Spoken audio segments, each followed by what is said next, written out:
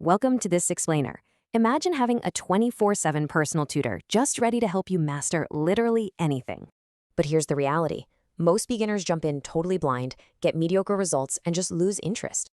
So remember this golden rule. AI is here to enhance your critical thinking, not replace it. Okay, phase 1, building your foundation. And no, you definitely don't need a computer science degree.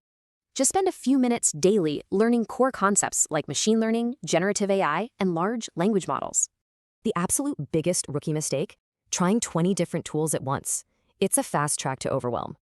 Instead, master just one tool first. Focus on asking questions, tweaking your prompts, and saving those useful chats. Moving on to phase 2, mastering the perfect prompt. This is literally your most critical skill. A perfect prompt uses a simple 4-step framework. Define the role, the context, the task, and the format. For example, tell it, act as a science teacher. Explain photosynthesis to a 10-year-old using simple language. All right, phase 3, learn. Don't just copy. It's time to shift to active learning. Don't just demand the final answer from the AI. Ask it to guide you step by step instead.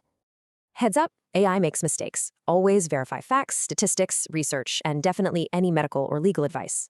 Apply this immediately. Building small, practical projects, like a presentation or study plan, builds massive confidence.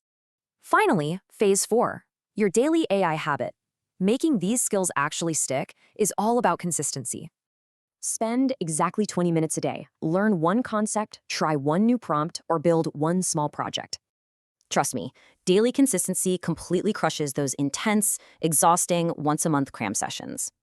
So, stop copying blindly. Let's swap those common beginner mistakes for active learning and regular, consistent practice.